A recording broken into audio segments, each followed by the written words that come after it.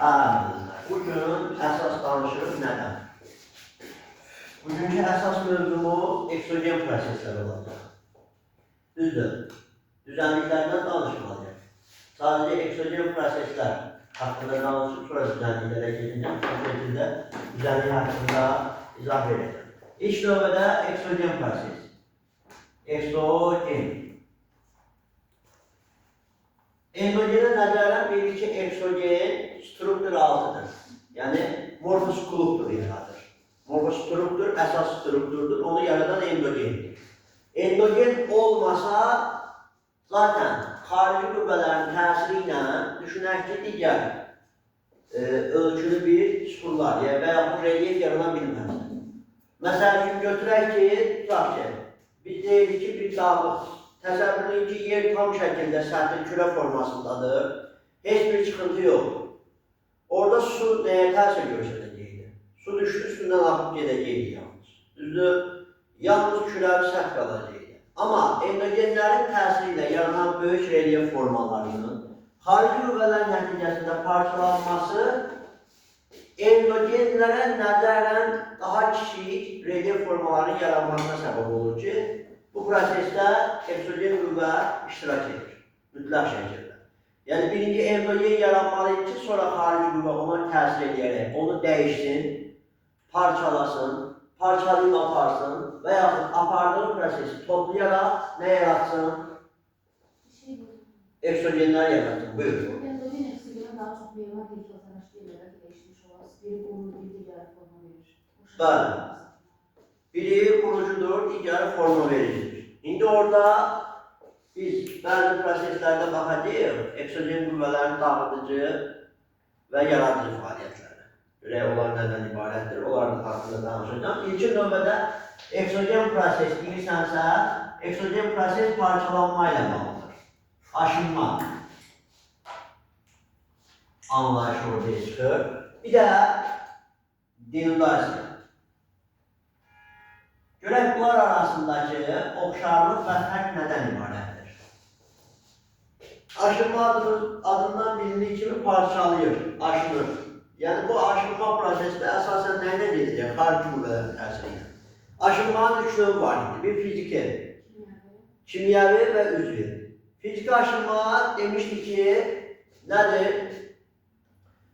Əsasən səhralıq, quru ərazilərdə temperaturun süxurları isidərək genişləndirməsi, soyudaraq sıxması nəticəsində. Yəni, belə ki, alırsan əlbə bir dənə torpaq istərsin, sıxırsan, dəfələrlə buraxırsan, hələ sən o gücünün sıxma və genişləndirmə qabiliyyəti onu parçalayıb ufaq halına gətirir, həmən torpaq. İndi siz bir dənə düşünün görək, temperatur dolayısıyla isti və soyuğu. İsti və soyuqda deyəndə hamı elə başa düşür ki, burada mənfilik məsələsi var. Mənfilik olmaya da bilər. Məsələn, dediyim kimi 25 dərəcə ilə 5 dərəcə arasındakı fərqə baxsaq, 5 dərəcə ona nəzərdən soyuqdur. Yəni 25 dərəcə genişlənir, 5 dərəcədə o sıxıla bilir. Səhrada bu prosesin baş verməsi fiziki aşınmanın yaranmasına şərait yaradır. Aydındır. Fiziki aşınmanın bir növü var, düzdür, kitablara çox gəlmir, universitetlərdə keçilir, mexaniki aşınma. Bəlkə kiminsə məlumatı var. Yadında deyil, başa düşməmişsən çünki. Mexaniki aşınma, bax, bir fiziki aşınma anlayışı fiziki hərəkətlə bağlıdır. Mexaniki aşınma, mexaniki hərəkətlə bağlılıq təşkil edir. İnsan yox, insan fəaliyyətini buna daxil edə bilməkdir. Bu da eksogen qüvvədir, təbii ki, %100. Amma burada belə bir proses var. Suyun bir haldan digər hala keçmə prosesi ilə yaranır. Yəni, su faktoru orada iştirak edir. Mexaniki bir, yəni onun ümumi vəziyyəti, suyun vəziyyətinin dəyişməsi ilə nəyəsə təsir göstərməsi prosesi baş verir. Məsələn, bu proses necə baş verir? Tutaq ki, qütbə yaxın ərazilərdə o ki, torpaqda çatlar olur. O çatlara su dolur. Su dolan zaman həmən çat qış aylarında, yəni günəş cənubda olanda başlayıb donmağa. Yəni şimala nəzərən baxsaq da Başlayır donmağa. Donan kimi neyinir su? Sıxılır. Onda baba bunun içindəki su donup sıxılanda ətraf ərazilərdən ortaya düşür. İndi yay olanda, günəş şimalda olanda başlayır həmən buz əriməyə. Əriyən kimi genişlənir. Genişlənən kimi su kənara təsir göstərir. Bax, donma və ərimə. Donma, ərimə o kənarlara mexaniki hərəkətlə təsir göstərir.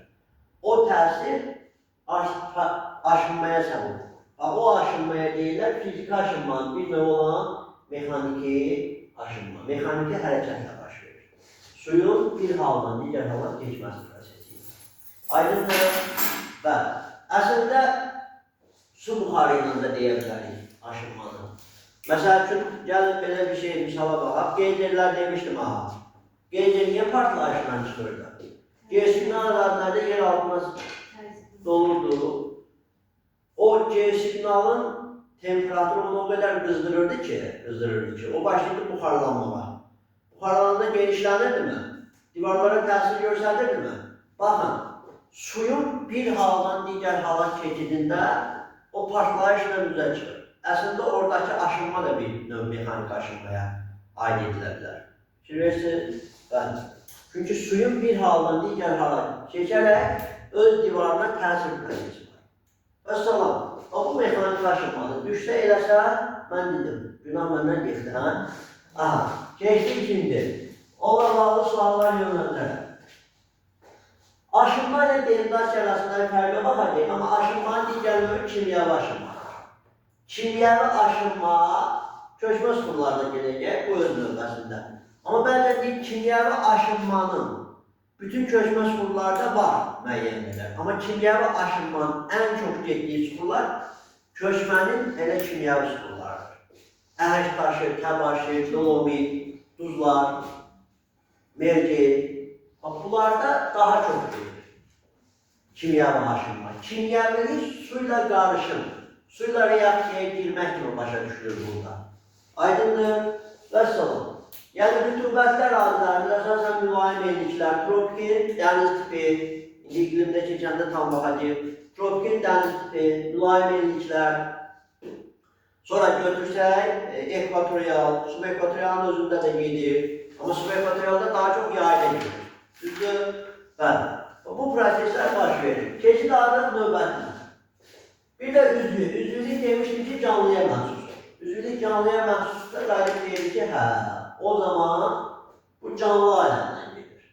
Bir ağac kökünün torpağı parçalaması, dərinə doğru uzanması, torpağı parçalayır, aşınma edir. Doğuşanın özündə yuva qalxması, məsəl üçün. Bəli, bunlar hamısı aşınmadır. İndi mən müəllim, deridasiyanın aşınma ilə oxşar cəhəti nədən ibarətdir? Deridasiya ümumi prosesdir. Bu aşınır da, səhrada aşınma gedir də, düzdür. Səhrada aşınma gedir və ən güclü küləklərdə səhrada baş verir. O aşınmış suxurlar bir yerdən başqa yerə toplanır. Bax indi. Aşınmış suxurların, yəni parçalanmış suxurların bir yerdən digər yerə toplanması ümumi prosesdə nə adlanır? Deridasiya. Yəni, deridasiya ilə aşınmanın ortaq cəhdi ikisində də aşınma prosesinin olmasıdır. Yaxşı, amma aşınmanın özü deridasiyanın içərisinə daxildir. Belə ki, aşınmışlar aparılırsa bu prosesin adı deridasiyadır. Aydındır, məntiqi başa düşürsünüz müəllimə. Bu özü. Keçid ağrı digər bir prosesdir. Aşınmadan sonra deridasiya, yenə deyirəm, parçalayıb aparma.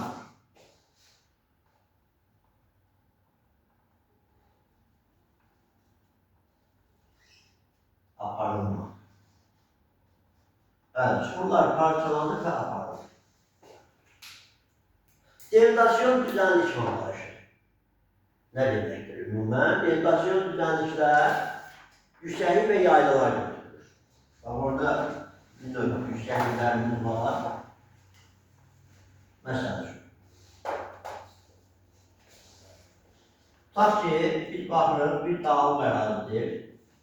Bunun hündürlüyü 4500 metrdir.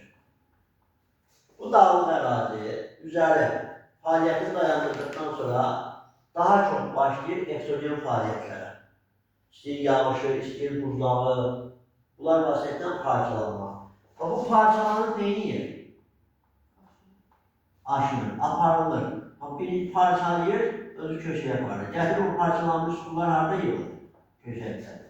Bu parçalanır, üstü hamarlanır, düşür 4000 metre. Bak düşür 4000 metre. Bak bu 500 metreden yukarıda mı? Parçalanıp aparılmaya məruz qalıbdı mı? Buna artık çevrilir üstü hamar olduğuna göre neye? Yaymaya. 500 metreden yukarı üzeri parçalanarak hamarlanmış hisseler. Yayla. Bu həddindən artıq o ki düz olur ha. Düz demək olar ki. Buna deyirlər Platon. Bu yaylalara. İndi baxın, burada yığılma var. O daşınmış sular. İndi baxın, orada nə baş verir? Parçalayıb aparılmış sular gətirilib köşkürülür. Gətirilib köşkürülür. Bu prosesin adı nədir? Təbii ki, akumulyasiya.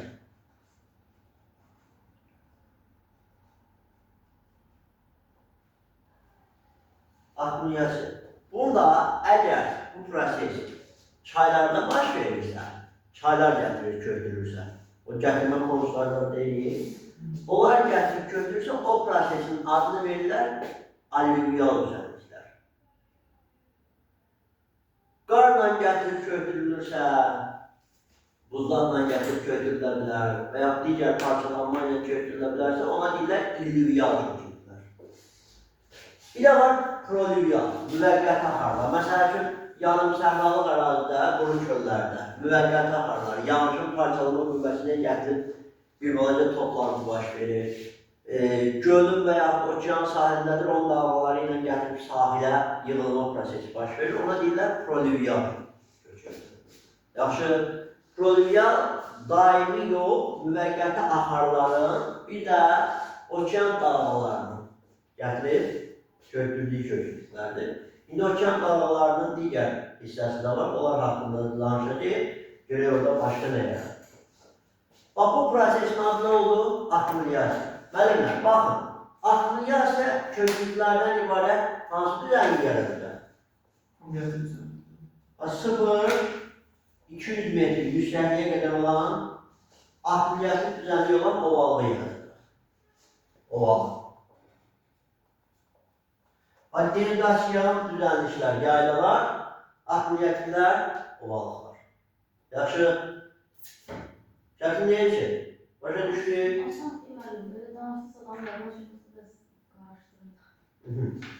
Sadəcə asandır, təbii ki. Sadəcə biraz məntiqi baxmaq lazımdır, gedişatları anlamaq lazımdır, problem olur.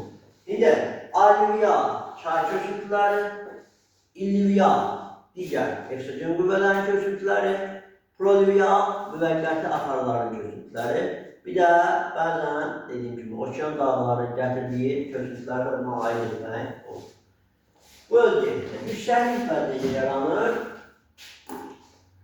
Gəlin bir yüksəkliyə baxaq. Düşünün ki, bir 800 metrlik dağdır. 800 metrlik dağın bu üst hissəsi yenə nəyə məruz qalır? Denizasiya, parçalayıb aparılmaq.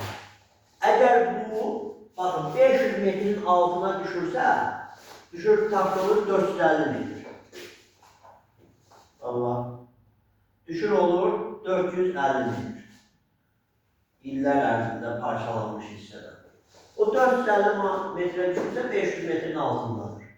200 metrdən yuxarıda 500 metrə qədər olan hissələr nə adlanır? Yüksəklik. 200 ilə 500 arasında. Yüksəklik.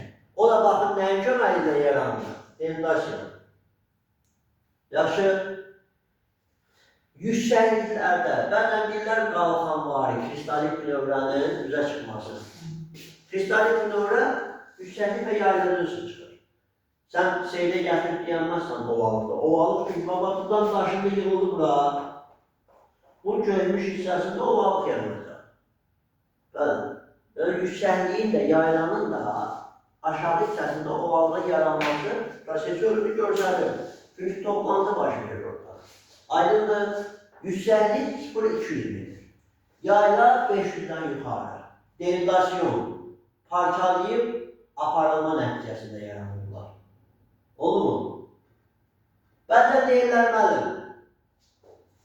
Yayla, ovalı, bunların yaranmasında əsas xüsusiyyət endogen qüvvə oynayır, yoxsa eksogen qüvvə.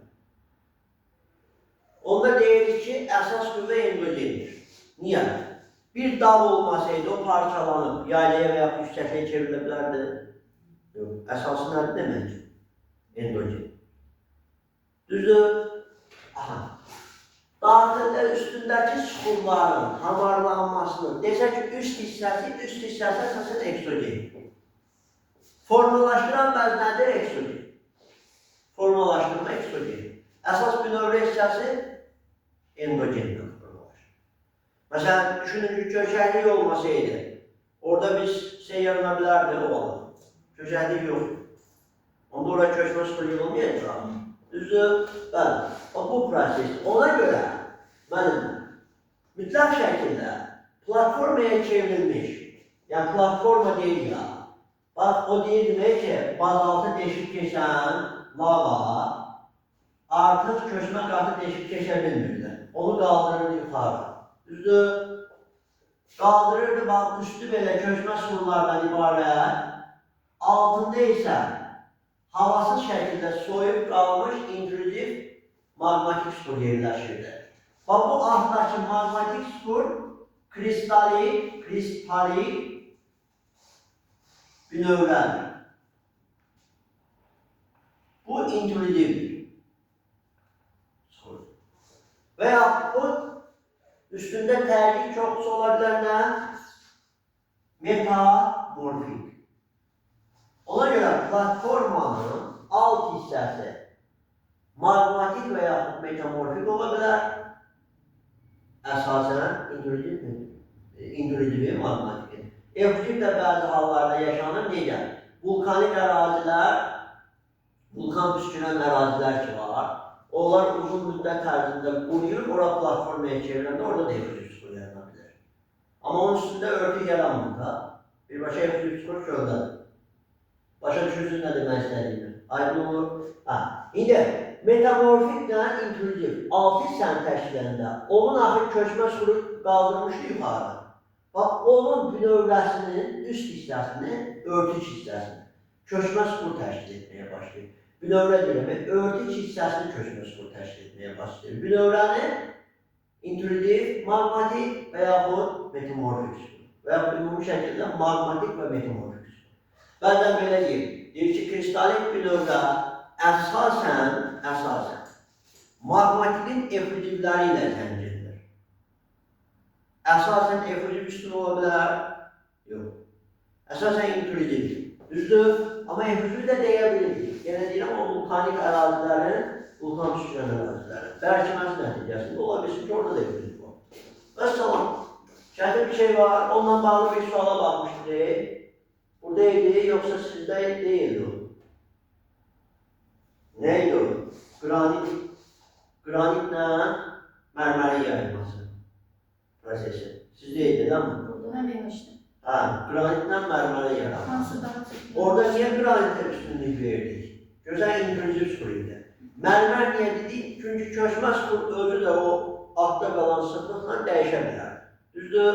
Vəssalam. Aydın olmayan xüsusiyyət var burada müəllimlər. Ovalıqların, yaylaların yüksəkliyin yaranmasında qaranlıq qalanmayan var. Problem yoxdur ki. Davam edirik. Bu öncədir. Digər bir xüsusiyyətimiz nədən ibarətdir? Eksogen qüvvələri tam başa düşməlidir və okeanaltı relyefi tam başa düşməlidir.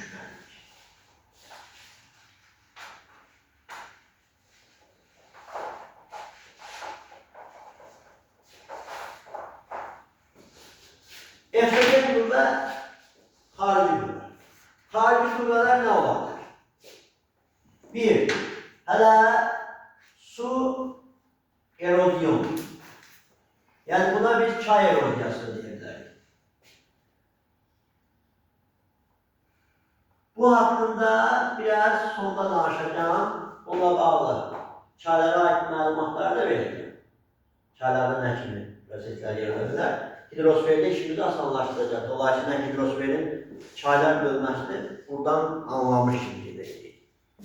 İndi iki nədir? Məsəl üçün verə bilərik ekzalasiya. Sizcə bu nəyin parçalama qüvvəsi ola bilər?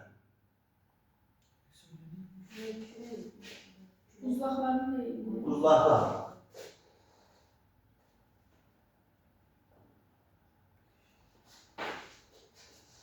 Eroziyanın özü parçalamakta. Yaxşı, parçalayıb aparma deyil. Eroziya, aşınma, parçalama. Bir-birinə bərabər. 3. Abradiya. Abradiya dalgalar.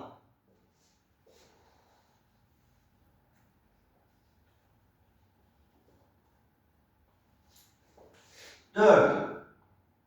Külək nədir? Defliyasiya və yaxud eol.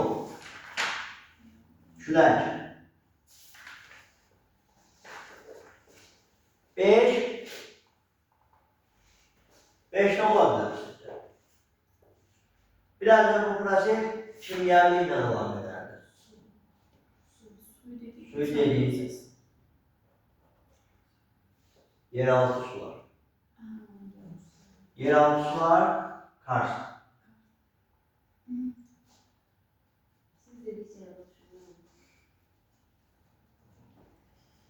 İndi əslində bu siyahını uzatma olar, ştatda olmayanlardan da, bəzi şeylərin uzatma olar, amma bunlar əsasdır. Digər o xırdalanan şeylər bunlara bağlıdır birbaşa. Məsəl üçün, bu Kars prosesi su erozyona daxildir əslində. Sadəcə biri yer üzərində gedir, biri yer altında gedir. Və bunun kimyəvi sütunlarla bağlılığı daha çoxdur. Köçmə kimyəvi sütunlar. Bu özü. İndi gəlin, biz birinci danışaq. Sizlə gedək buzlaqlardan başlayaq. Laf sizlərdən. Demək, məsəl üçün, buzlaq anlayışı gələn kimi mütləq şəkildə. Bəzən deyirlər ki, ekstrasiyanın fəaliyyəti. Belə bir sual verir. Sizcə ekstrasiyanın fəaliyyəti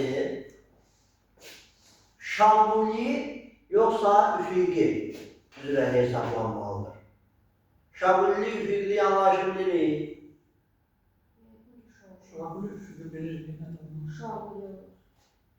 Şamuli elə bir ki, ətəkdən zirvəyə doğru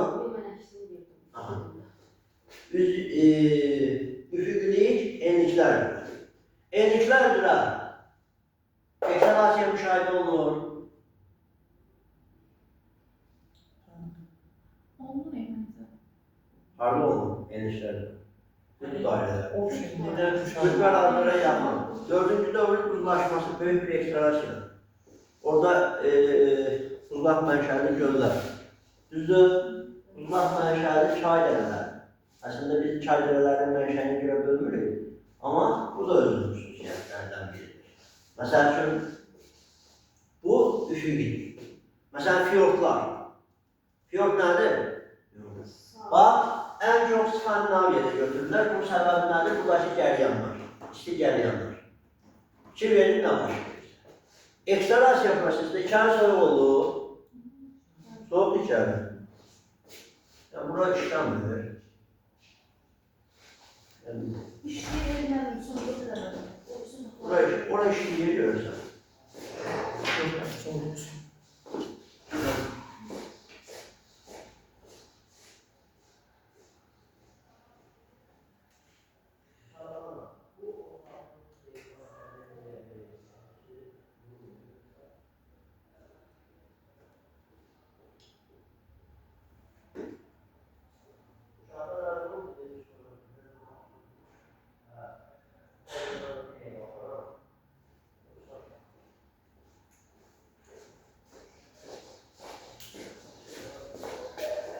Çəttəyəm deyə, çox hiss eləməm.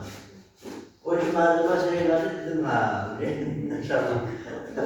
Deməli, indi ona görə baxın, fikirləşəndə o əsasən Skandinaviya, əslində biz fiyortları Cənubi Amerikanın lap cənub hissəsində də az şəkildə götürə bilirik. Antarktidanın özündə də var. Amma baxır miqdarına, çoxluğuna. Çoxluq harada baş verir? Daha çox Skandinaviyada. Kanada'da da var. Bəli. Amma Skandinaviyada çoxluq say etibarı ilə çoxdur. Bu necə baş verir? İsti cəryan o hissəyə təsir göstərir.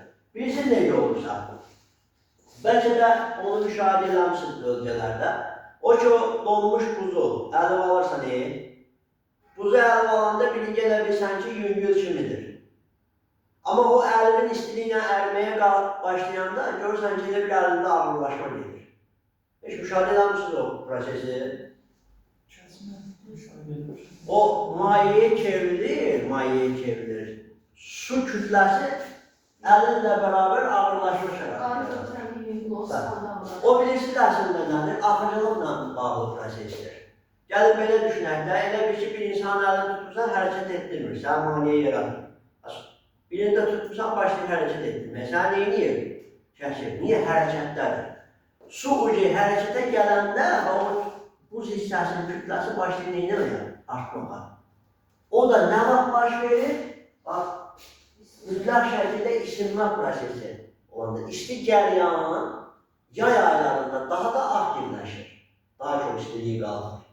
Və başlayır onu nisbətən daha çox əritməyə. Ərdən kimi onun daxilində biraz ağırlaşma gedir. Bax, düşünün görək. Heç yəqin ki, bölgədən sizdən alınız. Bölgədə yaşayan, mənim siz, yəqin ki, bölgəyə deyib gəlirsiniz. Bax, donmuş bir vedrədəki su mütləq şəkildə baxsaq, əriməyə hardan başlayır? Yanmadan. Vedrədəki su. Amma üstü donub qalır. Donub qalır. Qardan əriyir. Altdan, mərkəzdən. Heç fikir vermişsiniz ona. Məsəl üçün, vedrədən suyu çıxarırsan, mən çox müşahidə edirəm. Vedrədən suyu çıxarırsan, görürsən ortadan suyu açılıbdır. Qıraqlar buz kimi qalır. Sizə niyə? Şəffaflıq. O şəffaflığa harada pozulur? Nüvvədə, mərkəz.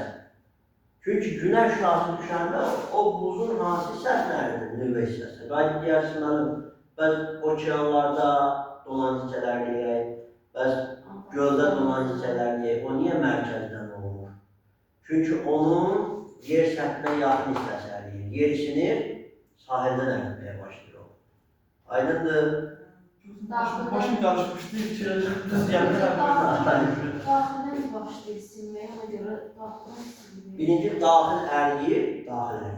Bax, orada nüvvə daxildədir. O ki, şəffaflığın, düzdür, buz tam şəffaf deyil daha. Əks etdirmə xüsusiyyətinə malikdir. Amma daxilə müəyyən enerji göndərir, az da olsa. Az da olsa müəyyən enerji göndərir. Onun tam nüvvəsi, siz fikir versəniz, o orta hissə var ha. Orta hissə çox qalın olur. Sən baxırsan, orada ağ buz formalaşır, özləri şəffaflığını itirmiş. Bu tərəfdən baxanda buzun o tərəfini görsənir şəffaflığa görə. Amma mərkəzi hissədən baxanda görsən ki, bərk şəkildə. Niyə? Nüvvə rolu oradır. Donma prosesi oradan başlayır. Onunla əlaqədar prosesdir. Və göldə niyə nüvvə yeri kənardandır, səthə yaxın olduğuna görə? Donma prosesi sahildən başlayır, mərkəzi donur. Onda da şəffaflıq haradadır? Mərkəz. Mərkəz donur, sonra onun ətrafındakı su donmağa başlayır. Bir vedrə prosesini düşünürsən. Bunlar hamısı təsir göstərir. O mərkəzdən ərimə prosesi keçirdiyinə görə buz hissəsi, o nüvvədən, qurudakı əsas buzda, o sudakı buz sərt buzlardır. Ona görə orada deyir. Qurudakı buz örtük buzlardır. Onda nüvvə mərkəzdədir. Oradan əriməyə başladığına görə, orada şəffaflıq orada ölü baxın. Oradan əriməyə başladığına görə orta əriyir. Orta əriyən kimi oradakı su neyləməyə başlayır fəaliyyətə. Ona görə sən buzun ağırlaşdığını hiss edirsən. Çünki su hərəkətdədir. Hərəkətdədirsə sənə ağırlıq salmağa başlayır. Orada əslində kütləsi dəyişmir. Yəni ortalama eyni suyu qoymuşsan, eyni donma prosesidir, eyni litirdir. dəyişən suyun hərəkətidir. Aydındır? Bəli, bu proses nəticəsində artıq formalaşma baş verir. Bax, ona görə orada o ki, buz yay aylarında çox əriyəndə o ağırlaşır, suyun daxildəki hərəkəti ilə o qopur, başlayır sürüşməyə. İndi siz düşün, ərimə prosesi olmasaydı, bir buz digər buzun üstündə sürüşə bilərdi. Yox, yapışıb qala deyil. Bax, həddindən artıq şaxtalı olanda, əlvi azca buzlamadan çarpmış bir şeyə vurursan, boşqaba. Boşqaba əl vuran kimi əlin yapışır. Yəni, o nəylə əlaqələrdir? Su da tamamilə donubdur. Üst-üstə qoyan kimi yapışır. Amma onda bir balaca ərimə baş verəndə sürüşkənlik prosesi yaranır. Yaranır və başlayır sürüşməyə. O parçalanmayla.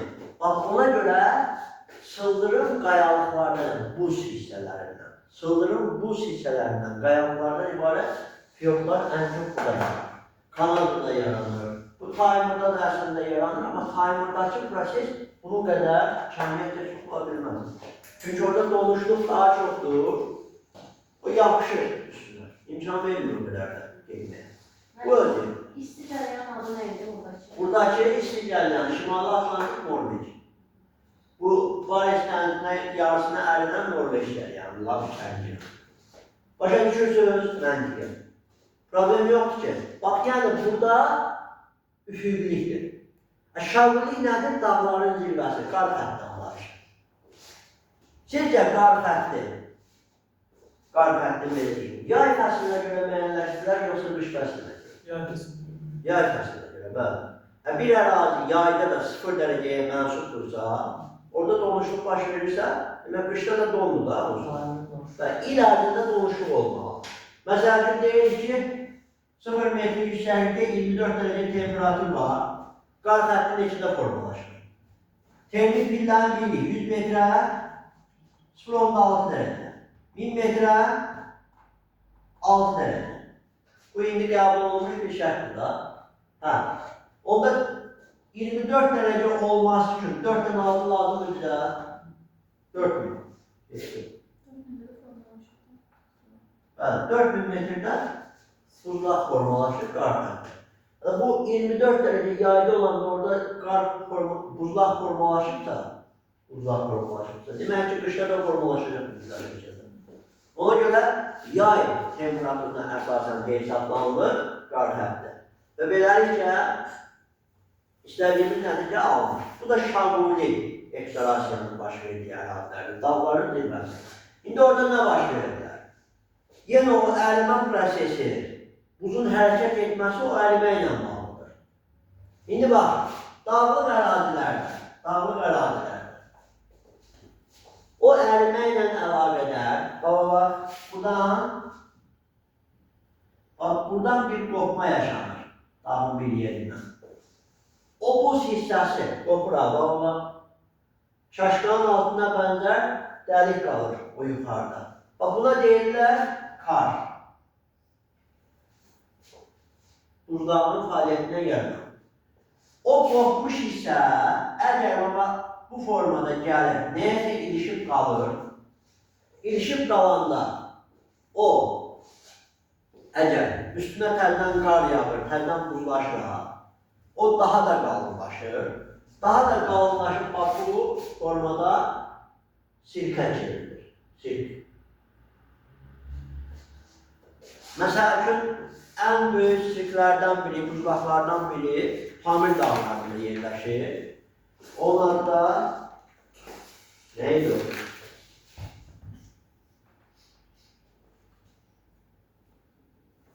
Yadıma düşəndə deyəlim, Pamir dağlarında yerləşən Salpas Kuçel buzlağıdır. Belə bir adı var, Salpas Kuçel buzlağı. Ən böyük Pamir dağlarında, bəli. Bu sirk var, sirk buzlağa dönüşmə mərhələsi və yaxud zirvədə buzlağa dönüşmə mərhələsi. Bax, birinci müəllimlər. Film buzlağı var, bir də Glech. İndi bunu deyirəm əslində, bunu özünüz oxumayınız, amma deyirəm tam şəkildə yanınızda qalsın. Film buzlağı nədir? O buzlaq ilk donmağa başlayır, ağ şəkildə görsənir. O buzlağa deyirlər film buzlağı. Zaman keçir, o iller ərzində yığılır dolur. O buzlar qalınlaşır, sarı rəngə çevrilir. Yəni tam sarı yox, belə deyək də, o qədər üst-üstə o yığılır ki, biraz da çirklənmə prosesi ilə o şəffaflıq üçün sarı buzlağa çevrilir. Həmən buzlağa deyirlər qleçer. Yaxşı, ən böyük, o şağöli buzlağın ən böyük olduğu hissə yerləşir şeydə. Nədir? Pamir dağlarında. Olur, deyə bilərsiniz ki, müəllim, niyə şeydə formalaşmır? Nədir? Himalay dağları. Himalay dağları çünki daha cənuba yaxındır istiliyə. Amma Pamir dağlarının şevirmisi daha yukarıdadır. Pamir buradadır. Görürsünüz, şimalda olmasın, onun zirvəsində daha iyi. Pamirin zirvəsində 7495. Sənəli fikir. Bəli, son ayında. Himalay dağlarında qazıntı geçen Nə? Himalay dağları subekvatoriallardır, harcıda keçir 5500'dür. Bəli. 3000 metr orada qazıntılardan adası. Nədə? 3000 metr daimi qonşuluq bölür. Bəli, donuşluq var. Amma onun cənubunda biraz 6000 civarına gedir çıxır. Cənubda kütlələri var, mussonlar. Onu yarıya qədər aparır, yağıntı verir. O nəfəsinə çıxan olmuşdu mənim. Nə? Nətər? Yəni, Everestdə də çıxan olmuşdu. Bəli, olur. O nəfə buzluqdan keçdi, orada olmuşdu. Şeylərlə də, alpinistlərin şey olur da. O mancanaqlar var. Alpinistlərə kömək edən şirk xalqlar deyir, xalq deyir. Onlar gücləri parklarıdır. Hətta o geyinçilər ayaqqabıdan basıldı, onun üstündə tikanlı kimi şeydir, dağa baxdan oturur. Bəli, bir də o yapışqan. Yapışqan, buzla reaksiya edəndə yapışqan dəmirlərdir. Atırsan, batırıqda çıxır. Hə, üzləşir. Bu öz yerində. İndi, bundan başqa nəyə toxunacaq? Ekstrasiyada, bax, bunları yaddan çıxmasın. Baxın, buz hissəsi ilişib qalırsa sirkə çevrilir. İndi baxın, düşünün ki, bu buz hissəsi ilişib qalır. Demək, bu qaza qədər gedəcək, hara kimi qaza qədər gedəcək? Yamaca çıxır. Niyə? Çünki əriyəcək adam aşağı düşdükcə, düzdür? Ərimə prosesinə keçəcək, aşağı düşdükcə. Ona görə biz buna deyirik ki, əgər buz hissəsi, bax, əriyə, amma bu hissəni qaza qədər düşürsə, bax, o nə yaradır? Gəmiyə bənzər bir dərə yaradır. O dərəyə nə deyirlər? Təşnəvari dərə. Və yaxud, nə deyirlərik? Turok dərəsi. Bəzən deyirlər, mənim Turok dərəsi Şamilidə yaranır. Yox, üfüqdə də yaranır. Oradan buz hissəsi qopanda, o Körçüyanın dibinə qaza gedir ha. Orada da Turok dərəsini yaradır. Təşnəvari dərə. Aydındır. Baxın, azca ayağımızı yerə vurup da, belə. Yerə vuranda torpağa. Ayağımızın qabağında nəsə toxunarlar torpaq qazılmış hissə. Arxada dərə açılır. Buzun elə düşünmək lazım. Yəni, buz qazmana edəndə, o qazdığı hissə Turok dərəsi, qabağında topladığı köşüntüyə deyirlər, morin, təpəsi və tirəsi. İndi bunun təpə və tirə olması nədən asılıdır? Buz ölçüsü böyükmüşsə təpədir. Buz ölçüsü kiçikdirsə tirədir. Nasıl olur? Aydındır. Bu da bizim ekstrası. Fərqli bir şey yox. Sonra, müəllimlər, gedirik Abrazya. Abrazya nədir? Abrazya dağların fəaliyyəti. Dağların fəaliyyəti harada olacaq? Dənizlərdə, böyük göllərdə olacaq. Məsələn, Xəzər dənizi bunun sağlıdır, Xəzər gölü.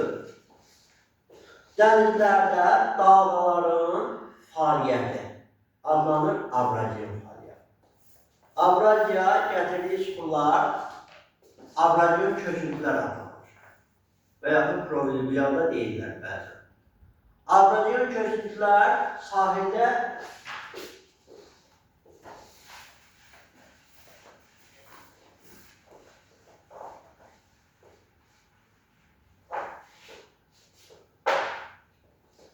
Bax, fikir verin, görün nə baş verir. Bu bir dağın sahilidir. Dağ ətəyi okean sahilində yerləşir. İndi okean dalgalanması zamanı, bax bu hissə var ha. Bu hissə gəlir parçalanır. Parçalanır bu hissələr. Allah. Bu hissənin parçalanaraq ətəyin düz hissəyə çevrilməsi prosesi baş verir. Burada nə yaradır? Abradiyon düzənlik. Və eyni zamanda özü də gətirib köşüntüləri kördürür. Hamarlayır. Ona deyirlər abradiyon düzənlik. Abradiyon düzənlik. Bunun digər adı çimərlik. Bəli. Bu yaradıcı xüsusiyyətdir o. Gətirib toplayır, hamarlayır, yaradır. Abradiyon dalğalan yaradır. Bir də var. Bax, deyə bilərsinizmi? Niyə su hərəkət zamanı, bax o okean tavası senin altına batanda da, litosfer tavasının altına batanda da, materik litosfer tavası, göğüsvari bir forma yaradırdı. Onun səbəbi nə idi? Niyə? Bax, özü də indi biz terraslara baxacağıq. Görərsiniz ki, okean ətrafında terraslar dairəli formada olur. Onu bildik. Niyə? Bax, bu göğüsvari forma yaradır. Onun səbəbi sizcə nə olur? Gəlin belə düşünək. Bax, tutaq ki, bir əldən ikinci əli toqquşdururam. Düzdür? Bu toqquşan zaman, hamısını toqquşduracaq. Sahilər deyirsiniz. Ən çox xəsər alan hissələr para olur. Cinsel sıkıntılı hissələr. Cinsel çıxıntılı hissələr xəsarət alır. Düzdür?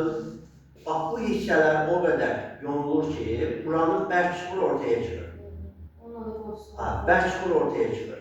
Və bu mərkəzi sütuna bağlıdır deyə, mərkəzi sütun qoruyub saxlayır özünü. Amma kənar sütunlar qoruyub saxlaya bildir. Bax, ona görə toxunuş zamanı nə baş verir? Mərkəzi hissə həmişə öndə qalır, kənar hissələr tez yuyulur.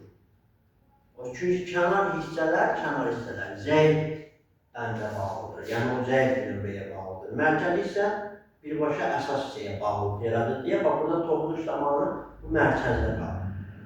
Yəni o da dairəviliyin yaranmasına səbəb olur. Aydındır, nə demək istəyir? Bu kənar hissələr həmişə zəif olur. O toxunuşda həmişə parçalanan kənar hissələr olur. Bu mərkəzi hissə qalır. Ona görə sahilləri fikir verirsiniz ki, yarım dairə formasında bir sahillər formalaşır əsasən. İndi baxın, orada gəlir bu dalga. Dalga gəlir birinci üst səviyyəni yuyur. Sonra dalgaların zəif olduğu dönəmdə biraz alt səviyyəni yuyur. Sonra biraz da alt səviyyəni yuyur. O, yəni dalgaların nə qədər gücündən asılıqda. O biraz da yuyur. Baxın fikir verin. Nə yaradır? Peleçanvari terras. Bəli. Buna deyirlər abradiyon terras və okean sahillərində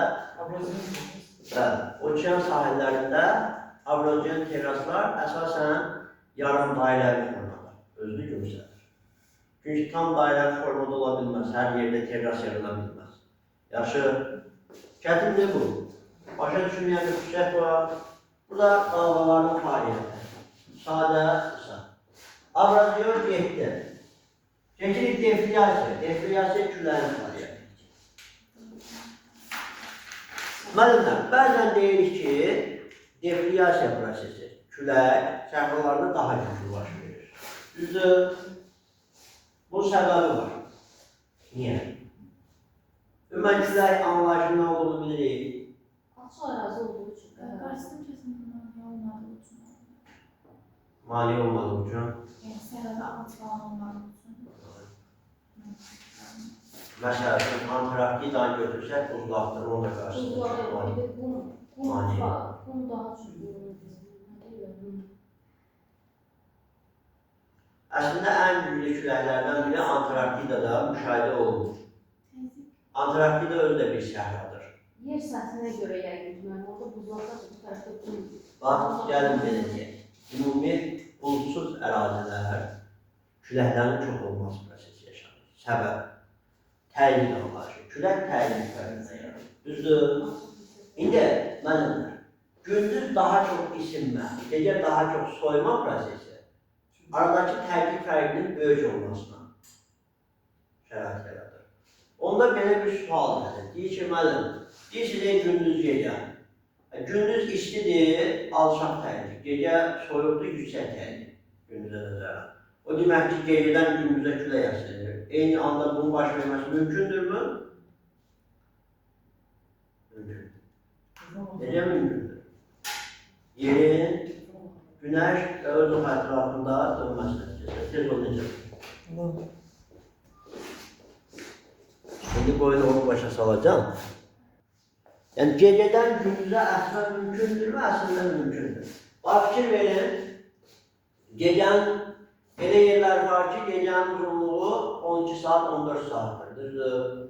Məsələn, böyük səhranı düşünün. Deyirlər ki, böyük səhrada Afrikanın şimalında. Küləklər daha güclüdür.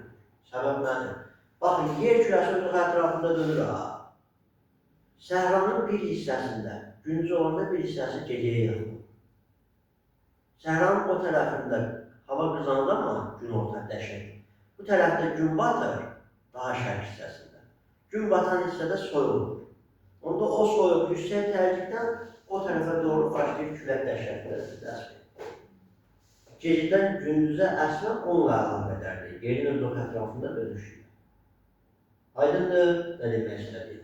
Sən dönür da, bura daha çox vurur günəş, bura nisbətən az vurur. Bura az vuran hissə, bura nəzərdən soyuqdur. Soyuq ərazidən isti əraziyə külək başlayır əsməyə. Aydındır, çətinlik yoxdur ki. Sonra dərə, dağ məsələsi var. Bax, dərələr isti ərazilərdə istinin depolanmasına, soyuq ərazilərdə soyuğun depolanmasına görə seçilir. Və dərə əraziləri istini depolayır, saxlayır. Daha çox qızmaya şərait yaradır. Gecə də soyanda daha çox soyma şərait yaradır. Bax, bu ehtimalı onu görsədir ki, bir səhralık ərazisində köçək və hündür ərazilər bir-biri ilə fərqli təhlük şərait yaradır, orada küləklərin yaranmasına təsir göstərir. Bunlar haqqında mən ətraflı iqlimdə məlumat verir. Yaxşı, bu ilkin ədəbində bir giriş idi iqlimlə bağlı proseslərə. İndi deflyasiya anlayışı səhralardır. Səhralarda əsas fəaliyyət. Məsəl üçün, deyirlərsin, buzlaqların olduğu yerdə də küləklər var, oranın əsas götürür. Çünki oranın əsas qüvvəsi nədir? Hələ buzlağın fəaliyyətidir. Oraya əsas götürə bilmir. Külək var, amma oranın fəaliyyəti, oranın parçalama qüvvəsində üstünlük ekstrasıdır. Sizcə bir şeydir bunlar arasında. Yer kürəsində daha çox böyük minvalda fəaliyyət göstərən eksogen qüvvət hansıdır? Daha çox parçalama işini olan. İşte bir şey bizdə. Ən böyük relyef yaradan. Küləklər. Su kütləlidir, amma ən böyük değil. Buzlar.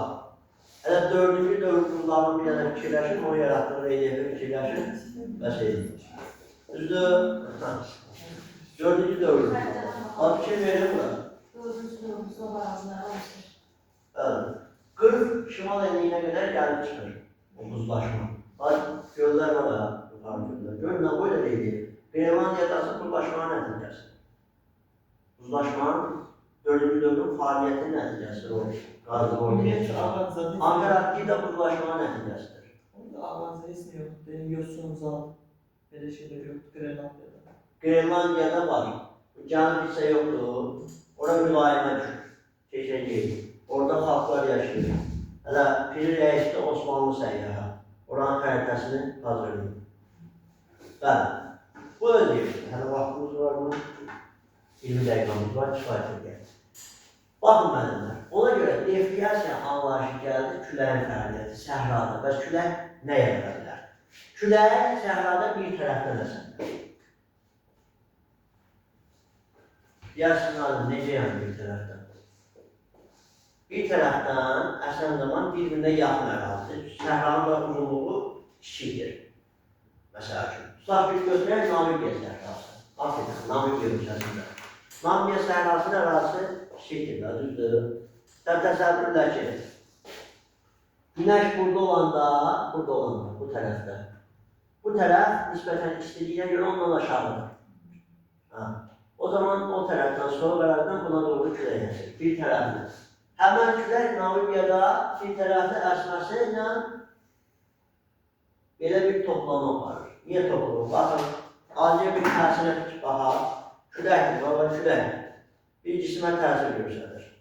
Baxın, görün necə bir küçük yarandı. Gördünüz?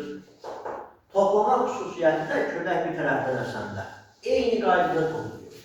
Yenə var küləkdə də görürsünüz, mərkəzi hissə daha güclüdür fəaliyyətdə. Toplamada da mərkəzi hissə daha güclü gəlir. Aypara vəziyyətini alır. Kənar hissələr aypara vəziyyətinə uyğun tənzimlənir. Bax, buna deyirlər barxın. Barxın. 3-6, 2-6 metr maksimum hündürlük yaradırlar. Bir də var duyum. Duyum ki, iki tərəfli olur. Məsələn, düşünün ki, böyük səhranın mərkəzi hissəsində günəş dayanıqdır. Mərkəzdə nəzərlə, bax fikir verin, günəş buradadır. Mərkəzdə nəzərlə, onun bu tərəfində, şərqi də qərbi də soyuq durur nəzərlə. Onda hər iki tərəfdən külək əsəcək. Hər iki tərəfli külək eyni bunu topluyor. Sadəcə bax, biri bu tərəfdən topluyor, biri bu tərəfdən topluyor. İki tərəfdən toplantı baş verir. Baxın.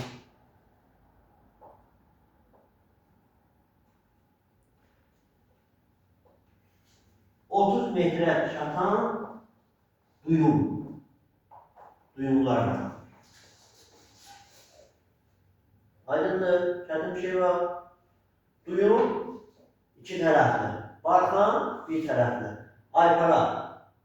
Ayparatsa o bir tərəflidir, mütləq şəkildə. Bu daha hündürdür, çünki iki tərəfdən də topluyor. Bu küləkdir, topluyor, müəyyən hündürlüyə yanında mütləq dağılmalıdır axı. Bəli, amma bu iki tərəfdən də toplantı var deyə daha hündür olması ilə seçilir. Məsəl üçün, bəzi qum tirəsi, qum təpəsi toplantısı necədir? Bax, bu ki, barxanların, duyumların kənar hissəsi var ki, külək gəlir, bax, külək bir var, bunun yanına götür, həmən sürətini saxlayır. Bir də var, buradan keçəndə, onun toxunuşu nəticəsində sürət neyiniyir? Zəifləyir. Barxan və duyumların ətrafında, bu hissələrdə, sürət zəif olur. O zəif sürətlə balaca qum təpəsi və tirələri toplanır. Ətraflarda, bax.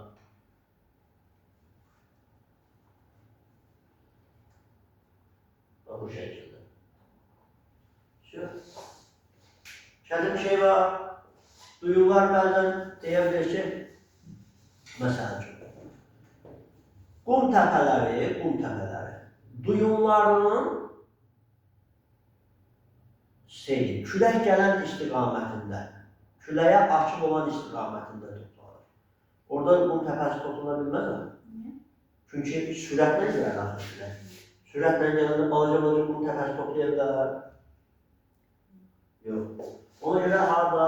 Ətraflarda. Küləyin toplumuşu zamanı aydındır, çətin bir şey yoxdur ki. Bu da sizə külək. Depriyasiya, prosesi, gəlir Kars prosesinə. Kars prosesi yeraltı sual fəaliyyətidir. Bax, görək nə yaradacaq? İki əsas amili yaradacaq. Biri, karstıqları, biri mağaralar. O karstıqlarında formalaşır Kars gölü. Az verilir, amma Kars gölləri formalaşır. Məsəl üçün, Rusiyada bu hissədə Çanı gölü var. Kars gölüdür. Çanı gölü. İndi, müəllimlər, karstıqı nədir? Mağara nədir? Məsəl üçün, ən uzun mağaralardan biri 300 kilometrdən çox, 265 kilometr idi səhvəlmirsən. Mamoşvili mağarası. ABŞ-da. Özünə uyğun təbiəti, özünə uyğun iqlim şəraiti formalaşır. Siz təsəvvür edin ki, düşünün ki, bir dənə böyük bina tikmişsiniz, içərisinə süni avadanlıqlarla təchiz etmişsiniz və orada bitki sortları yetişdirirsiniz. Orada yetişdirdiğim bitki sortları oranın havalandırmasına əsasən kənardakı bitki sortlarından müəyyən qədər dəyişikliyi olacaq. Çünki sən ona başqa hava şəraiti ilə, başqa işıqla baxırsan. Məsəl üçün, günəş işığı yox, ona nə verirsən? Adi belə suyun işığı. Orada dəyişiklik başqa olur. Düzdür? İnsan fikir verir ki, böyük bir yeraltı mağaradır. Özünün havalandırma sistemi var. Bəzi ərazilərdən giriş çıxışları var, havalandırma sistemi. Özünün iqlim şəraiti var, özünün rütubət anlayışı var. Rütubətlə özünə görə gedir. Yəni özünə uyğun mikro iqlim formalaşdırır həmən mağara. Adı nə idi? Mammutfil. Mağaraların çökmə ehtimalı nədir? Nə ilə? Dağın çökmədən, yola çıxmadan. Yoxa çıxma ola bilərmi? Ola bilər. İllərlə ola bilər. O da yağıntının düşməsi, sel basqınları indi gələcək yola. İlkin növbədə, müəllimlər, biz baxaq görək, bu Kars qütbündə mağara necə yaranır? Birinci növbədə, burada dediyimiz yeraltı suların fəaliyyəti kimyəvi suxurla fəaliyyət edilir. Kimyəvi köçmə suxurla. Təbaşiri, dolomiti, əhəng daşısı ilə girə bilər. Məsəl üçün, yeni yaranan mağaralardan biri Gürcüstanda Abxaziya mağarası. Ən müasir dövrdə formalaşan mağaralardan biridir. Baxın necə baxın, Kars qütbü. Gəlin deyir, fikirləşin bu, indi az miqdarda deyəndə, normal şəkildə az miqdarda olan kimyəvi suların toplandığı yer. Bu da çox miqdarda olan kimyəvi suların toplandığı yer. Bax, müşahidə edəmişsiniz da əksəriyyətiniz. O qəndi yəqin ki, suya batırıb içmişik çay. O qəndi suya batıranda, mütləq şəkildə yəqin uşaq vaxtı anlamı yoxdur. Qəndi suya batırsan da, fikir verirsiniz, qənd o aşağı tərəfdən xırda-xırda parçalar dökülür, amma üst hissə oraya baş hissə. Bərkiyib qalır. Ora ən sonda yola çıxır. O, əslində qəndin kimyəvi xüsusiyyəti ilə bağlıdır. Kimyəvi suxurlar da eynidir. Baxın, bir kimyəvi suxur. Suyu canına keçəndə amma aşağıdan parçalanmağa başlayır, suyla təmasda olan. Amma suyu canına çəkir, zirvəyə çıxır. Bax, bu zirvə hissə var ha. O suyun təsiri, çəkdiyi suyun təsiri ilə və havanın təsiri ilə uzun müddət qaldıqda kiləşlənmə gedir onda, bərkimə prosesi. Bəli. O kiləşlənmədə o bərkib qalır. Eynən duzun üstünə su dağılır, yürüyə bildiyin yük aparır, sudan uzaqda qalan suyu çəkmişsə bərkib qalır. İndi bax, burada da onunla əlaqələri, baxın. Kimyəvi suxurlar azlıq təşkil edəndə o düşən su yer altındakı su. Ona təsir göstərmir. Bax, yüyə gəlir, tez gəlir, bax, bu baş hissəni yük salır. Bax, yük salanda burada nisbətən balaca ölçülərə, yəni balaca ölçülər deyəndə hələ belə çukur deyil ha, böyük çukurlardır. Hərsə 4-5 metr dərinliyi olan çukurlardır, amma mağaraya nəzərdən işləyir da. Hə, çukurlardan ibarət və ortası köşmüş bir çukurlar yaranır. Bunlara deyirlər Kars qütbləri. Kars qütbü. Amma indi buna baxın, mağaranın olduğu yerə. Baxın, kimyəvi suxurlar o qədər çoxdur ki, bu kimyəvi suxur buradan yumağa başlayır ha. Su təmas edib. Bu suxurları yumağa başlayanda artıq o suxurlar suyu çəkir öz canlarına. Bax, suyu öz canlarına çəkir, bu hissələr var bu hissələrə su tam təmas edir. Hava ilə qarışım nəticəsində, bax, bu su buradan yüyə gəlir ha. Bu su buradan yüyə gəlincə o qədər uzun müddət keçir ki, bu hissələr bərkiyir. Bu da indi köçmə suxurlarda elə yerə yığılır ki, burada ortada qayalar da ola bilər da, bəş qayalar. Məsəl üçün bu şəkildə. İndi gəlir o, bax, bu aradakı köçmə suxurları yuyur, amma tavan hissəyə çatdıqda kənar hissələri. Görür ki, artıq oraya çirişlənir. Su artıq oranı yer bilmir. Hava ilə qarışıb, eyni zamanda o kiləşlənmə prosesi baş verib, bərkiyib qalır. Bax, o zaman kimyəvi suxurların çox olduğu ərazilərdə bu proses yaranır və bu da mağaranın yaranmasına səbəb olur. Aydındır? Və sonra, bu da sözlərə karşı prosesi.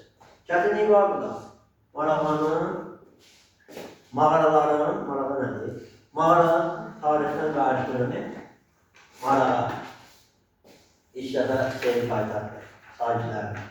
Hə, mağaranın yaranmasına karşıdır. Çox olduqda mağara, az olduqda karşıdır yaranır, kimyəvi suxurlar. Çətinlik var burada. Yoxdur ki. Hə, bir dənə də nəyə toxuna? Kanunları. Su qaldı. Su erozyonu. Tez toxuna bir dənə buna. Baxa. Siz tarix coğrafiyasınız? Hə. Adıqdan əvvəl. Hə? Adıqdan. Hə. Siz də oradan sonra Maalesef. şeytanlısınız da, hadisə müəllimi. Hə.